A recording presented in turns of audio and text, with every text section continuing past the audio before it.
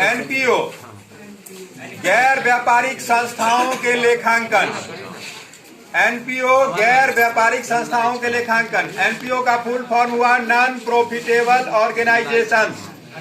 Non profitable organisations, गैर लाभकारी संस्थाओं के लेखे। तो गैर लाभकारी संस्थाएं जो हैं वो आपको आय व्यय खाता बनाती हैं। गैर लाभकारी संस्थाएं खाता मुख्य रूप से दो बनाती हैं। गैर लाभकारी संस्थाएं खाता मुख्य रूप से दो बनाती हैं, प्राप्ति भुगतान खाता और आय व्यय खाता। प्राप्ति भुगतान खाता और आय व्यय खाता। प्राप्ति भुगतान खाता के बारे में हमने पिछले क्लास में समझाया था। आज का क्लास है आपका आय व्यय खाता। इंग्लिश में इसको बोलते हैं income and expenditure account. Income and expenditure account, आय व्यय खाता।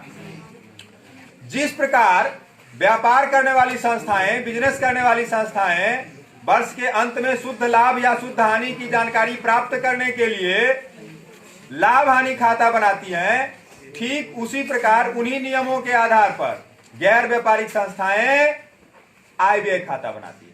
ठीक उसी प्रकार उन्हीं नियमों के आधार पर गैर व्यापारिक संस्थाएं आय व्यय खाता बनाती है। आय व्यय खाता क्या है? एक नाम मात्र खाता है।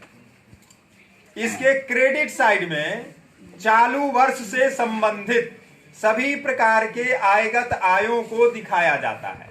इसके क्रेडिट साइड में चालू वर्ष से संबंधित सभी प्रकार के आयगत आयों को दिखाया जाता है। और इसके डेबिट साइड में चालू वर्ष से संबंधित सभी प्रकार के आयगत व्ययों को, इसके डेबिट साइड में चालू वर्ष से संबंधित सभी प्रकार के आयगत व्ययों को दिखाया जाता है। और अंत में हिसाब कर देते हैं। यदि क्रेडिट साइड का जोर ज्यादा होगा और डेबिट साइड का जोर कम होगा तो इस अंतर को सरप्लस कहा जाएगा। हिंदी में उसी को आधिक्य कहते हैं। हिंदी में उसको आधिक्य कहेंगे और इंग्लिश में उसको सरप्लस कहते हैं। आधिक्य को अधिशेष भी कहा जाता है। इसके विपरीत यदि डेबिट साइड का जोर ज्यादा हो जाएगा और क्रेडिट का जोर कम होगा तो इस अंतर को हम कमी कहेंगे। इंग्लिश में उसको डिफिसिट कहेंगे। इस अंतर को क्या कहेंगे? डिफिसिट इंग्लिश में। हिंदी में उसी को कमी कहेंगे। तो क्या कहा गया? आय व्यय खाता अभी समझाया गया आपको। आय व्यय खाता के बारे में जो स्टूडेंट समझ जाएंगे वो आय व्यय खाता का विशेषता भी खुद से ही दे पाएंगे, क्योंकि विशेषता कोई अलग चीज नहीं होता है, विशेषता उसी में से दिया जाता है। तो अगला क्वेश्चन है आपका, आय व्यय खाते की विशेषता को लिखें। आय व्यय खाते की विशेषता में क्या क्या है? सबसे पहले आपको परिभाषा में ही बताए हैं कि आय व्यय खाता एक नाम मात्र खाता है। तो यहां पर भी विशेषता में फर्स्ट में आप दे दीजिएगा आय व्यय खाता एक नाम मात्र खाता है। 2 नंबर में आय व्यय खाता गैर व्यापारिक संस्था द्वारा बनाया जाता है। 3 नंबर में आय व्यय खाते में केवल आयगत मदों का लेखा किया जाता है। इससे पीछे आपने प्राप्ति भुगतान खाता पढ़ा, तो प्राप्ति भुगतान खाता की विशेषता में आपने जाना होगा कि प्राप्ति भुगतान खाता में पूंजीगत और आयगत दोनों को दिखाते हैं, लेकिन आय व्यय खाते में केवल आयगत मदों का लेखा किया जाता है। पूंजीगत मद का लेखा नहीं किया जाता है आय व्यय खाता में। उसके बाद आय व्यय खाते में केवल चालू वर्ष से संबंधित मदों का लेखा किया जाता है। चालू वर्ष मतलब जिस साल का बनाया जा रहा है, जैसे 2020 अभी खत्म हुआ है, 2020 का काम किया जा रहा है, तो 2020 से संबंधित जो मद होगा उसी का लेखा किया जाएगा। किसमें? आय व्यय खाते।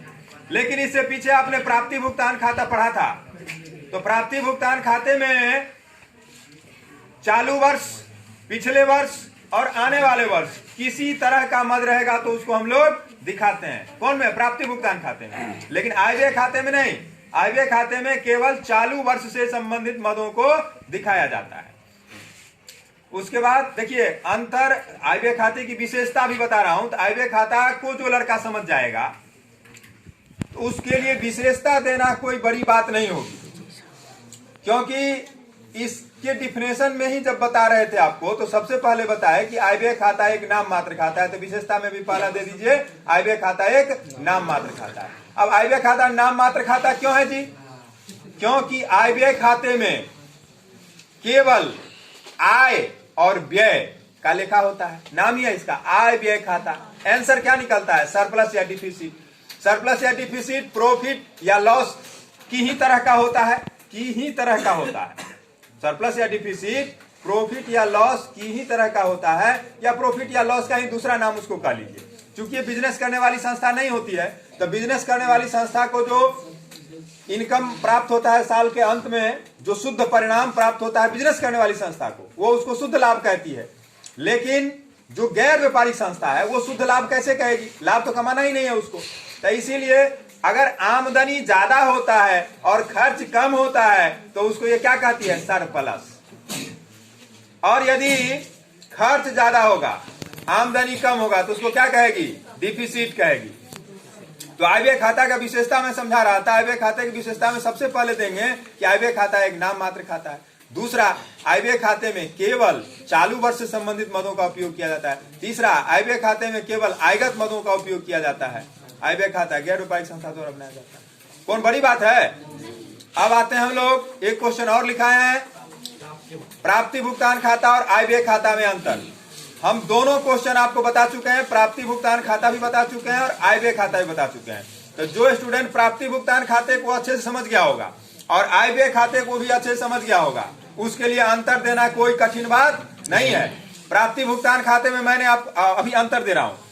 तो पहला अंतर दिया है, प्राप्ति भुगतान खाता एक वास्तविक खाता है और आय व्यय खाता एक नाम मात्र खाता है ना। दूसरा, प्राप्ति भुगतान खाते में पूंजीगत और आयगत दोनों प्रकार के मद को दिखाते हैं और आय व्यय खाते में केवल आयगत मद को दिखाते हैं।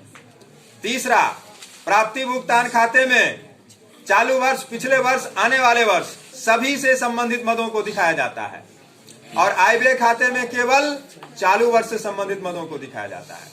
अब चौथा बड़ा इंपॉर्टेंट पॉइंट, प्राप्ति भुगतान खाता कैश बेसिस पर बनाया जाता है, रोकड़ आधार पर, और ये आय व्यय खाता उपार्जन आधार पर बनाया जाता है, एक्यूरल बेसिस पर। ये कैश बेसिस क्या है और एक्यूरल बेसिस क्या है? कैश बेसिस का मतलब हुआ प्राप्ति भुगतान खाता। जब हमने आपको बताया तो बताए होंगे हम कि प्राप्ति भुगतान खाते में जितना कैश आता है और जाता है उसी का लेखा किया जाता है।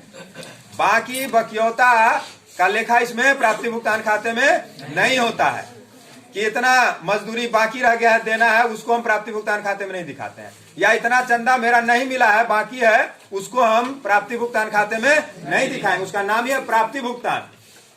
वो जितना कैश आया, जितना कैश गया, उसी को दिखाना है। तो वो क्या है? कैश बेसिस में।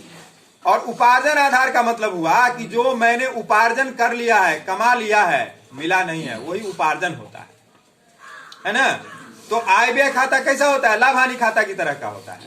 लाभ हानि खाता जब आप बनाते थे 11 में, तो मजदूरी जो बाकी रह जाता था, अदत्त मजदूरी बाकी, तो उसको क्या करते थे? मजदूरी में जोड़ के दिखा देते थे। या आपका इनकम भी कोई अगर बाकी रह जाता था, उपार्जित ब्याज, तो उसको क्या कर देते थे? क्रेडिट में दिखाते थे ना। तो उसी तरह आय व्यय खाते में भी होगा।